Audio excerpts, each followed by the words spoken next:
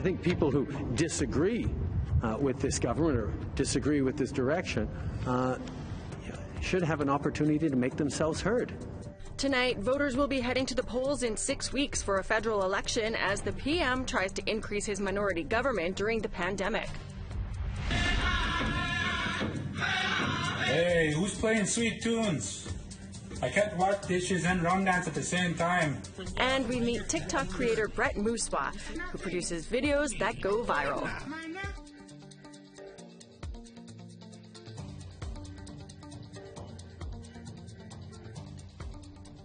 Good evening. Welcome to APTN National News. I'm Melissa Ridgen. Well, it's official. Prime Minister Justin Trudeau has officially called a federal election.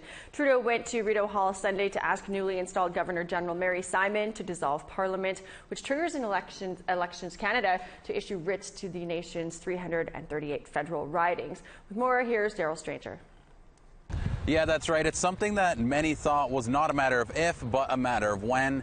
Canadians will go to the polls September the 20th following a 36-day campaign.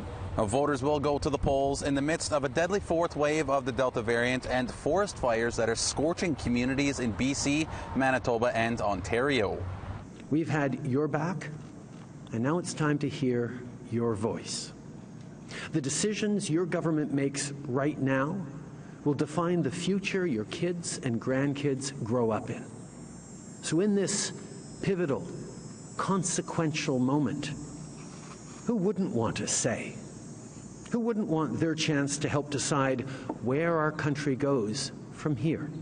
Now, after winning a majority government in 2015, the Liberals were reduced to a minority government in 2019 after only winning 155 of the 338 seats. Now, while a Prime Minister can call an election at any time, Trudeau could have waited until mid-2023 before sending voters to the polls, according to Canada's election laws. Now, as of Sunday, there have been more than 600 funding announcements for every province and territory covering a range of topics. Now, for Indigenous communities in the 2021 budget alone, the Liberals pledged to spend more than $18 billion on basic necessities, water, infrastructure, and essential services in the communities. Now, Trudeau has failed to live up to a key promise in the run-up to the 2015 election, and that is to end boil water advisories in First Nations communities. Some have been under boil water or do not consume warnings for decades.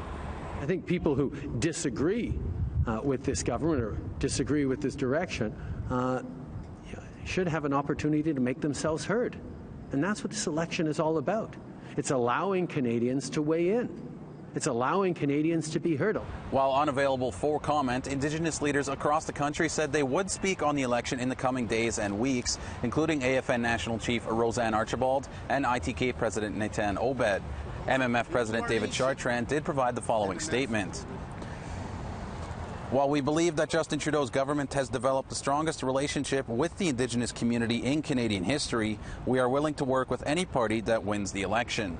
This election will have a number of key issues at play, including the climate crisis, and we will have more election coverage for you in the coming weeks as Election Day draws nearer. Now, for more election reaction, we go to Michelle Carlenze. Canadians found out over the weekend that a federal election will be held on September 20th. They've now had a day to sit with the news, so we thought, what better time to hit the streets and ask people what they thought. Some people said it was too early for an election, considering the pandemic. Others said they're ready. Here's what people in Winnipeg had to say. I have to say that I agree with those who feel that it is an inappropriate time for a federal election to be called. I'm not against it per se. I hope it's done safely, given the circumstance. I think it is a weird time, especially since we're trying to recuperate from COVID. I don't think it's the right time. I don't think it's necessary. Right now, we're dealing with a lot of stuff as First Nations people. It seems like it's like a power play in order to get them to get a majority. But I feel like that was pretty clear, and I think regardless of who was in power, they would have done it anyways. It wasn't totally necessary, but I'm okay with it because I think it's a good idea to get the people as a whole viewpoint, you know. Well, a day after Trudeau's election call, the Conservatives released their platform of promises. Conservative leader Erin O'Toole unveiled them at a press conference in Ottawa this morning. The 160-page book has 5 pages devoted to Indigenous issues. A few highlights: build a national monument in Ottawa that honors residential school survivors and the children who were lost, commit $25 million to a national police support and community training program to reduce incarceration rates, provide $1 billion over 5 years to boost funding for Indigenous mental health and drugs treatment programs. And the Conservative Party also promised an initial $5 billion for investment in projects across the country so that Indigenous organizations can purchase an equity stake in those projects. We will bring you details from all party platforms, of course, as they're unveiled. Well, to Nunavut now, it has 3 people running for MP, and just like the previous federal election, all 3 are women. Iqaluit-based lawyer and entrepreneur Lori Idlout was announced last week as the NDP's candidate. Iqaluit MLA and former Cabinet Minister Pat Agnecac has announced for the Liberals. She was removed from the territorial cabinet in 2018 when the Premier accused her of breaking cabinet secrecy. And for the Conservatives, there's Laura McKenzie. She was formerly a Rankin Inlet Town Councillor and testified during the MMIWG hearings, and she now lives in Iqaluit. Well, to southwestern Nova Scotia, a Mi'kmaq chief was arrested and detained by the Fisheries, Department of Fisheries and Oceans minutes after launching a treaty rights fishery. Angel Moore brings us that story. I'm here at Sauniaville Wharf, where Chief Mike Sack of Sabaganagati First Nation launched the community's treaties right fishery. But it has not been approved by the Department of Fisheries and Oceans. Sack says people are being harassed. A lot of resistance from the industry, putting, blockades in front of everything, so it's hard for us that way. As the boats left the wharf, fisheries officers arrested Sack. He was detained at the DFO office in Meteghan. Sack says he was arrested for launching a treaties right fishery. Politically, they can show that they're trying to stop the fishery, they're making their arrest, and for me, it's very alarming that our people are out there. It's almost like a sideshow. They did that, and at the same time, they're in the water pulling their traps from our people, so it's just a disgraceful thing. As the Mi'kmaq fishers dropped their lobster traps, they were surrounded by DFO and fisheries officers hauled out the traps. Lobster harvester Jordan Alexander says he will keep fishing. We're exercising our rights, like we're allowed to do this, it's an inherent right, and they can't take that from us, basically. Sack says no charges were laid, and DFO did confirm an individual was charged for allegedly violating the Fishers Act. Angel Moore, APTN National News, Sauniaville Wharf. Thanks, Angel. Well, we want to hear what you think about the ongoing battle the Mi'kmaq are having with the DFO while exerting their treaty right to fish. Here's how you can continue the conversation. Send your emails to news@aptn.ca. You can leave a comment on aptnnews.ca. You can also find us on Facebook, Twitter, Instagram, YouTube, and TikTok. You can follow APTN News to join the conversation and see all of our latest stories. We need to take a break, but when we come back, a violent clash at a Catholic church in Edmonton. Stay with us.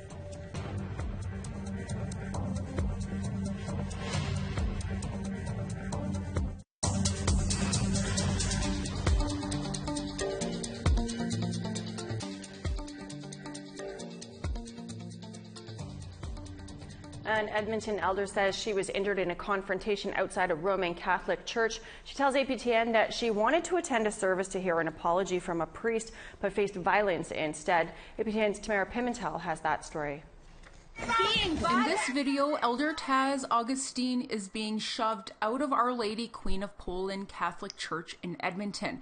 Augustine says she was part of a group of 6 who tried to enter the church to hear a public apology. When we started to walk into the church, we had no intention of being violent at all.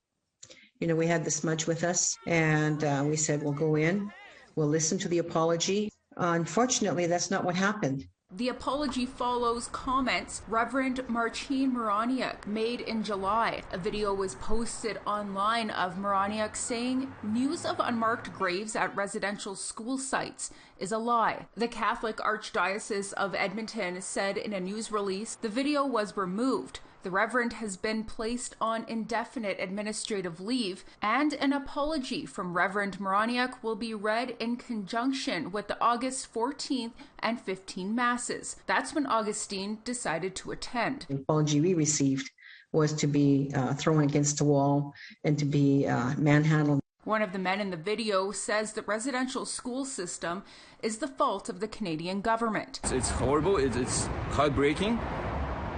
It wasn't right, but again, why are these people here expressing their hatred and anger on us? What have we done? On August 13th, the Reverend wrote an apology that stated, "I apologize to the residential school survivors and pledged to do better," adding he would engage in educating himself on the issue. Now, had he been really wanting to be educated, well, we were there at the church, willing to educate. APTN has reached out to the church for comment. We have not yet received a response. Augustine says she has some bruising from the incident on both arms and is experiencing some aching, but will continue to educate the public. It's a physical pain that will heal. You know, it's and our intergenerational emotional pain, that's going to take a few more generations to heal. Tamara Pimentel, APTN National News, Calgary. Two Kaska First Nations in the Yukon are raising concerns about overhunting in the territory and making their own rules when it comes to harvesting from the land. But as Sarah Connors tells us, the Yukon government says that they don't have the authority to do so. The Kaska depend on caribou and moose as part of their traditional life. But Kaska Chief Jack Caesar says overhunting by non-Kaska hunters is putting pressure on these animals, and his people are concerned. It's just too much to handle, and we don't know where they go on our land when they do that. I don't think it won't be long there before we'll be in a pretty desperate mode to subsist off the land. In recent years, Ross River Dinna Council has required non-Kaska hunters to obtain hunting permits from the First Nation. Concerns have also prompted Liard First Nation to post this ad in a local newspaper last week, declaring a partial ban on non-Kaska hunters who are not local for this fall. But earlier this week, Minister of Environment Niels Clark released a statement noting licensed hunters do not require permission to hunt on non-settlement lands in any traditional territory. 11 of the Yukon's 14 First Nations have settled their land claims and are self-governing. They require written permission from hunters to access their lands. However, the two Kaska First Nations have not settled their land claims, meaning their authority over hunting rights is not legally recognized by the Yukon government. So we are doing our best to monitor through surveys. Catherine Pinard is a wildlife harvest negotiator for Yukon government. She says there is hunting pressure in some areas, but the Department of Environment is doing its best to monitor the situation. There are more people living in the Yukon too, so this is another concern. So we're really trying to keep track of our harvest numbers and wildlife populations as good as we can.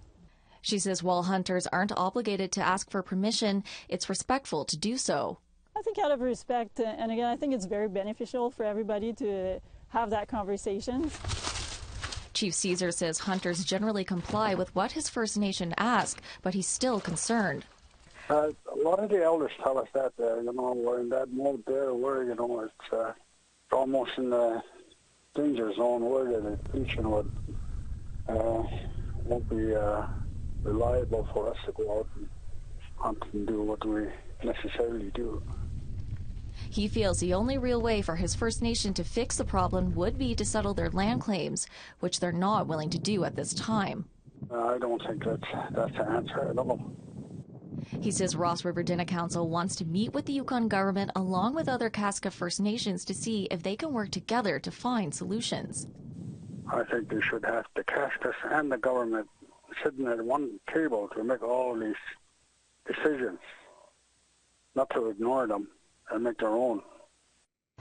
I reached out to Minister Clark to see if he'd be interested in such a meeting. He says his department has reached out to Ross River Dinna Council and they look forward to meeting with them. Sarah Connors, APTN National News, Whitehorse. Thanks, Sarah. Well, it's time for us to take another break, but when we come back, an Indigenous TikTok sensation joins us. Stay with us.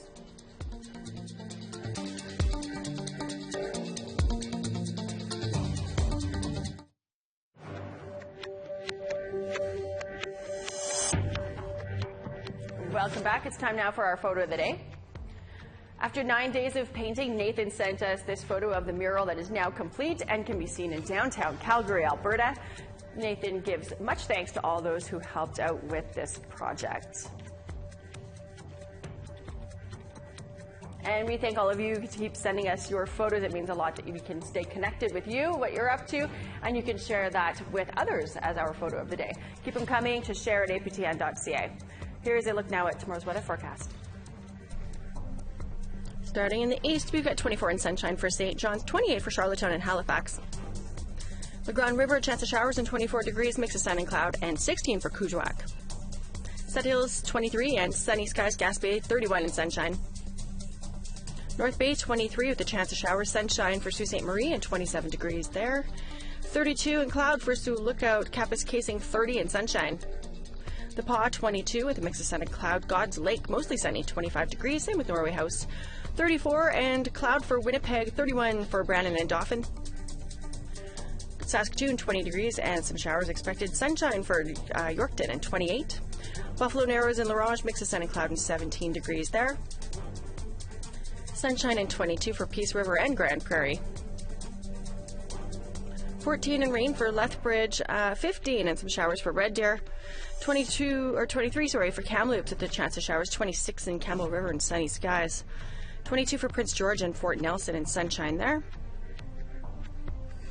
13 and rain for Dawson City, 17 in showers for Whitehorse.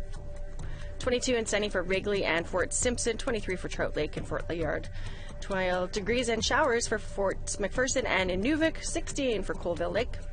Baker Lake 11 degrees with a mix of sun and cloud, mostly sunny, and 11 for New Yacht. Igloo Lake mix of sun and cloud and 6 degrees. Pangertung 12 with a mix of sun and cloud.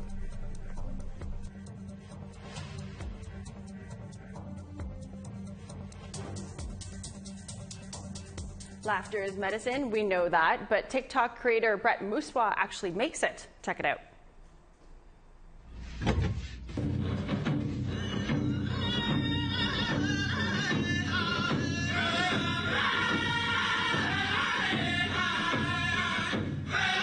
Hey, who's playing sweet tunes? I can't wash dishes and run dance at the same time. Wait till I'm done.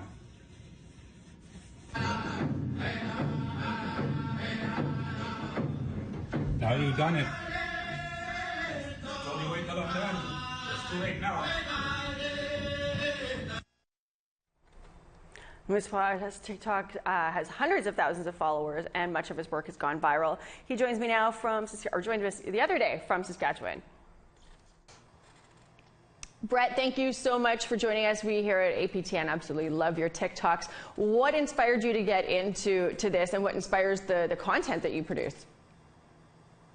Well, mainly it's all humor, right? Like, I love pushing humor out, and that's always been a part of who I am as a person. It's just a way of appealing for myself and healing others, right? So when I started off making TikToks, it was just that, right? It was just humorous stuff, and that's something that I always want to continue to push out, right? So when I started off, I didn't really know what TikTok was about. I just knew it was people, youth, and whatever, doing dance moves and this and that. And I didn't really know how to convey myself as a person doing that kind of stuff. So, but I found out quickly that we, as Indigenous people, have we have a voice on there, right? Like, I've seen it through. We were just talking about here, Sherry McKay, Dreadful Bird. I think they were one of the two most prominent Indigenous creators at that time, right? Like, they were the ones that were already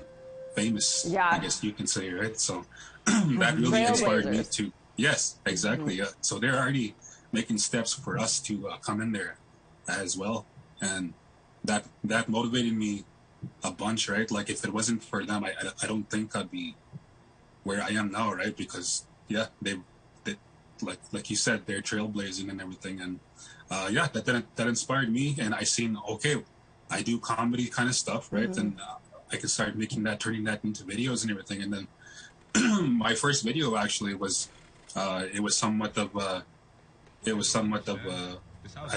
hit in the Indigenous communities, right? So that continued to help push me along, because I see that people are watching the things that I do, right?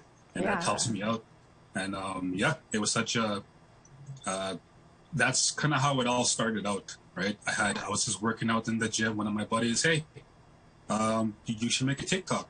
And I was like, well, well, what is that and everything? And then I checked it out and I was like, this is not for me. This is for like the youngsters and everything. That was my first impression. But now look at, here we are. There's so many Indigenous creators just doing what they love, and I'm doing what I love, and that's the most important part, is doing the things that you love. Right? Do you ever get into trouble with your aunties or other family about what you got on TikTok? No, well, when I do some of like my auntie voices and everything like that, or if I'm like poking fun at certain things on the reserve, they'll come and give me a laugh too, and they'll say, hey, you, or like they'll have that friendly hit. You know what those friendly hits are? When they tap you on the shoulder, yeah, just all that kind of stuff. So I'm thankful that I have my family on my reserve who support me, and the things that I do. It's such a blessing. Why do you think it's so important for us to be able to laugh at ourselves? I think it's important because, like I was talking about, in our culture, humor is healing for ourselves, right? I just recently spoke at a youth event, and I was explaining that also too, right? Like, because people think like, oh, ha ha ha, is this and that, right? But you'll be surprised too. Like, you'd be surprised how many messages I get saying, and I don't want to really get too dark with this, but people saying that they're going to hurt themselves and this and that, and they came across my video and it helped them. It like they'll say, hey, watching your stuff really, it flipped my mind from where I was to something else. Like, I'm not sure how that really comes across, but yeah, it helps others. Like, that's what I mean. Like, this is actual healing. People think like we just say that just to say it. No, this is healing. This is actual like a healing experience, right? So, and not only that, like, I don't really only push humor, right? Like, I do my videos where I'm talking about certain things in my life, certain little micro stories that I share, and I display that, right? Like, I always tell people to be themselves, right? So I have to be myself also, and tell my stories how I want to tell them, and the ways that I want to tell them, right? So all of that is very important. So yes, in our culture, humor is absolutely a healing experience, and it's like that everywhere that you go. Like, I've been to a lot of reservations here and there, and it's funny how like we all click the same way, right? Like, we all share in that humorous environment, right? And that atmosphere. It's just so much fun, yeah. Well, and that's why the hashtag Native TikTok is as big as it is. Thank you, Brett, so much for joining us. We love your content. Keep producing, and we'll keep laughing. Thank you very much. Thanks for having me. Glad I got to talk with Brett on Friday. Well, that is your news to kick off this week. I'm Melissa Ridgen. Thanks for joining us. Dennis Ward will be here in the chair with you tomorrow. Have a great night.